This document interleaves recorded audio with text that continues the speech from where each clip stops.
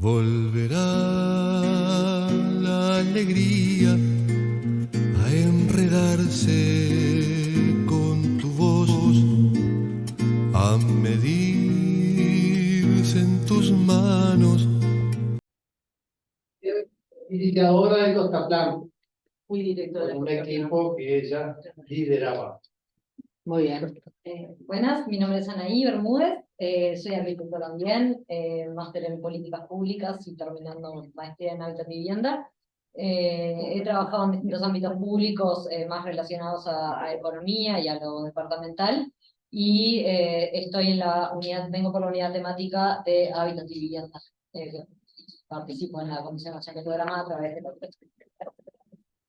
Verónica también de formación arquitecta, pero de formación en temas territoriales. Siempre digo lo mismo, ¿no? Aquella mirada de lo amplio del territorio y de entender cómo funciona nuestro país para poder actuar y cambiar esas lógicas.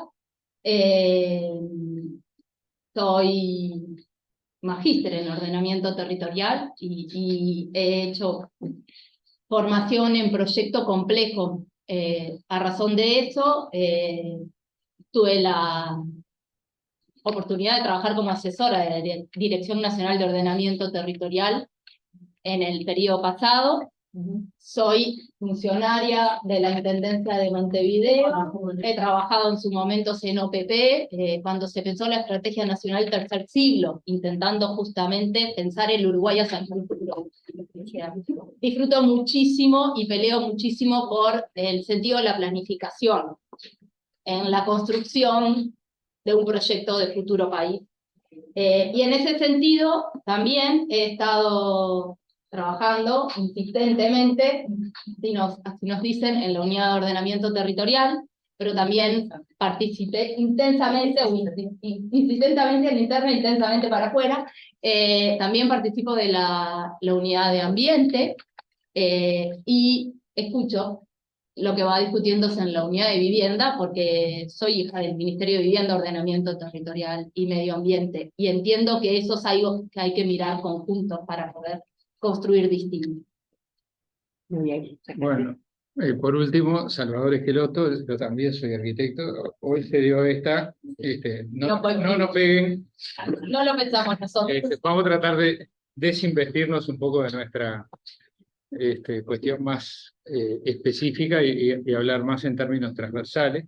En este periodo, desde mediados de 2020, me tocó representar al sector vertiente ateísta en la Comisión Nacional de Programa, o sea, en el periodo un poco anterior al Congreso, donde, bueno, el último Congreso, donde se aprobó el documento de balance, autocrítica, etcétera, y el arranque de la etapa nueva, que a partir de la instalación de las nuevas autoridades del Frente, la copresidencia de Álvaro García y Ricardo Ehrlich, se inició el trabajo que termina con este documento. Dentro de la comisión de programa nos repartimos en diferentes espacios. Fue parte de la metodología que en su momento se propuso y que se puso en práctica, de hacer un trabajo un poco más trabado, más imbricado entre los diferentes campos temáticos de desarrollo del programa. Se instalaron 6 espacios. A mí me tocó trabajar en el espacio 2 o espacio B, que es el que aquí tiene a partir de la página 10, o no, la página 26.10, el país de bienestar para todas y todos, que se abre a su vez en una serie de líneas estratégicas. Y ya, en todo caso, arranco, porque quedamos un poquito que yo iba a brevemente plantear no solamente el proceso, sino también un poco cómo está de alguna manera organizado y qué tipo de abordaje tiene este documento.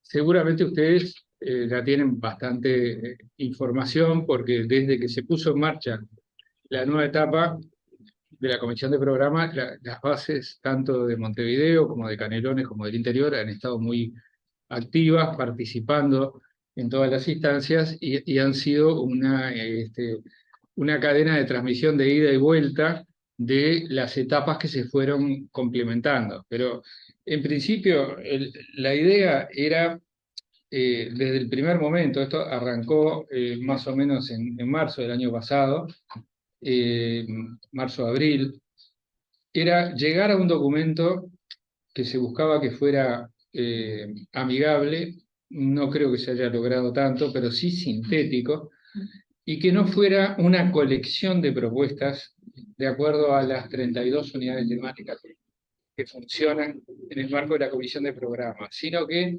fueran como líneas transversales que de alguna manera fueran cosiendo o atando esas propuestas temáticas.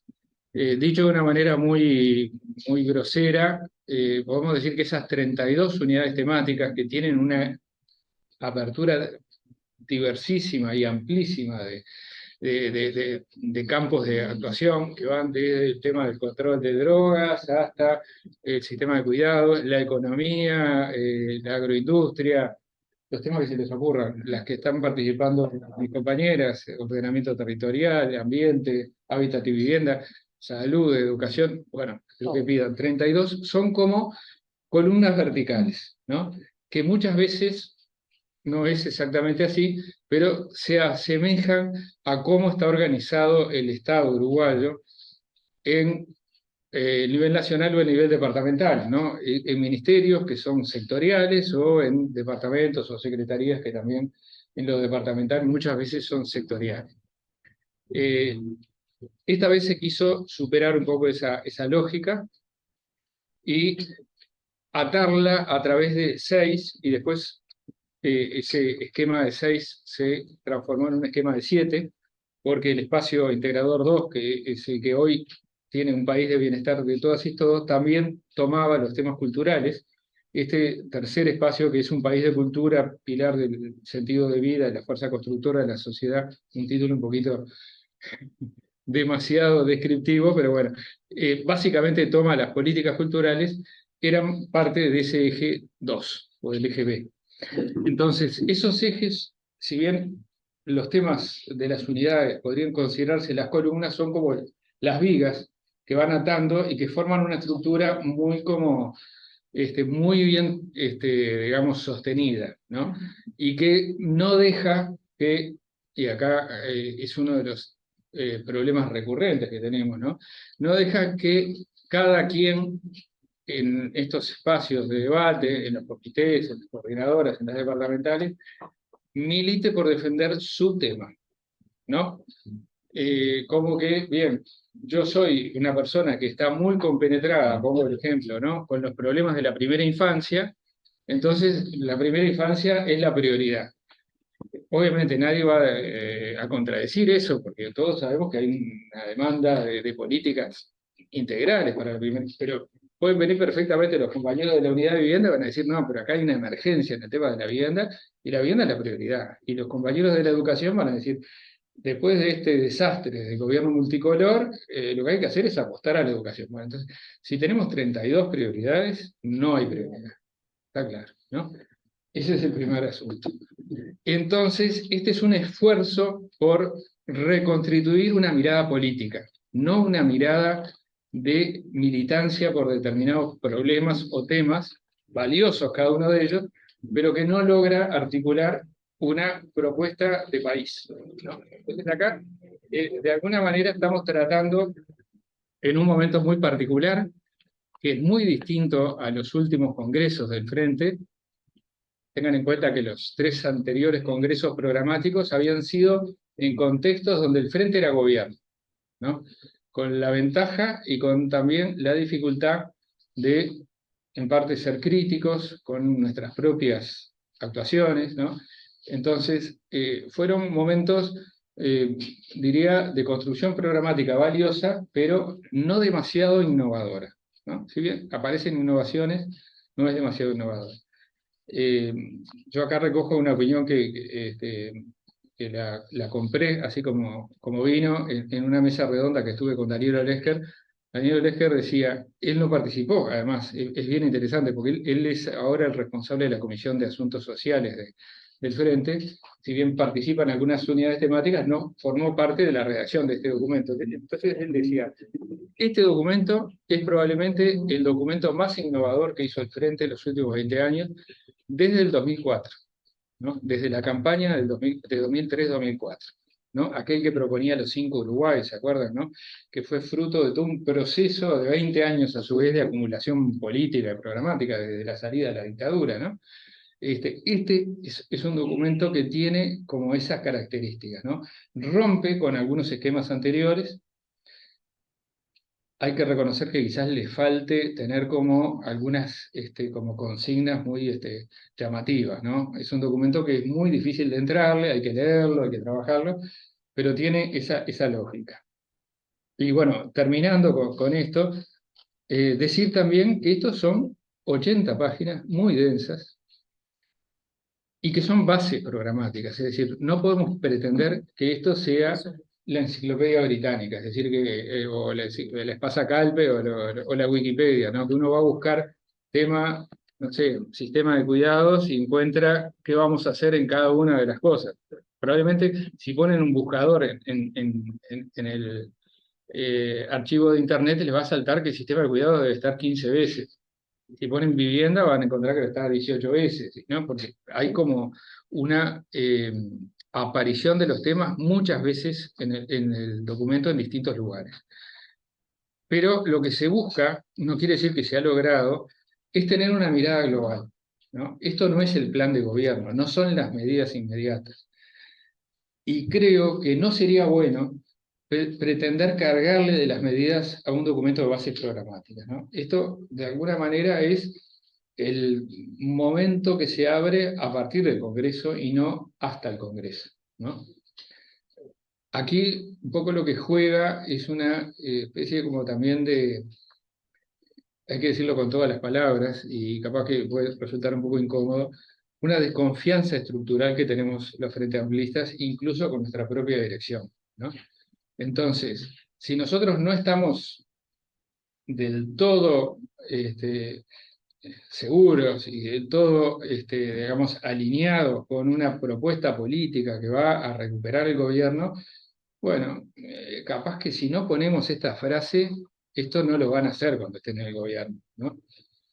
Yo lo que les puedo asegurar es que pongamos la frase o no pongamos la frase, eso va a depender de la política y no de que esté escrito en un documento, ¿no? Muchas veces, ahora que estamos ya, creo que viene la tercera propuesta de reforma constitucional, porque está la que propone el PCNT, la que propone Cabildo, y ahora los blancos vuelven a atacar con el tema del allanamiento nocturno. Es decir, el Uruguay tiene como una especie como de confianza ciega en las normas, ¿no? En la Constitución, en las leyes. Entonces, si queremos que algo ocurra, hay que escribirlo y hay que ponerlo en el nivel superior, ¿no? Si es posible en la Constitución y si no es posible en una ley, si no es una ley, en un decreto, pero es la manera que eso ocurra. Creo que eso es un pensamiento idealista por completo, ¿no? La política tiene que ver con otras cosas, tiene que ver con relaciones de fuerza, tiene que ver con la fuerza que ponga una organización como es el Frente Amplio, que hoy es el mayor partido político del país, en una propuesta de transformación, ¿no? Y las leyes estarán o no estarán, yo pongo el ejemplo también de otras cosas, por ejemplo la ley de teatro independiente, que ahora se está discutiendo qué va a pasar con el Galpón y otros teatros. Se votó por unanimidad en septiembre de 2019. Los blancos y los colorados hicieron tremendos discursos llenándose de orgullo porque iban a apoyar al teatro independiente. No necesitaron derogarla, simplemente no ponen plata, ya está. La ley está ahí, pero simplemente no se aplican los recursos, ¿no? Entonces es un ejemplo para decir, seamos prudentes en lo que queremos dejar como progreso manuscrito y seamos ambiciosos en nuestra propuesta política, ¿no? Que es eso, de alguna manera, lo que va a soldar el Congreso. Y acá hay una propuesta política que es, yo creo que muy adecuada a la situación del país, a la situación de la región y a la situación del mundo. Aquí en la introducción se habla de una estrategia nacional de desarrollo, algo que estuvo esbozado en los gobiernos del Frente Amplio. Tú hablabas de una de las primeras experiencias. se terminó en el último periodo la Estrategia de Desarrollo Uruguay 2050, pero está claro que un gobierno de coalición como el que tenemos hoy se abstiene de esas cuestiones, porque filosóficamente están en las antípodas de una estrategia con mirada a largo plazo, en las antípodas de una economía con un mínimo de planificación, en las antípodas de un pensamiento en términos de proyecto de país, ¿no? Entonces, de alguna manera, acá es donde aparecen los dos modelos, ¿no? Un modelo que uno podrá discutir, como a veces dice Carolina, acá no hay rumbo, o podrá decir, como dicen otros compañeros, en realidad hay un rumbo y el rumbo es espantoso. En realidad son dos maneras de decir lo mismo, ¿no? Si el rumbo es no rumbo o no lo hay, es lo que nos lleva ese pensamiento liberal absolutamente descreído de las políticas públicas contra este pensamiento del Frente Amplio que de alguna manera capitaliza la experiencia de nuestros 15 años, pero también esto que ha pasado en estos últimos 3, casi 4 años, que nos permite verificar algunas de las cosas que nosotros temíamos y que en gran mayoría se han puesto en práctica. Así que con esta introducción dejo a las compañeras capaz hablen de algunos otros temas. Volverá la alegría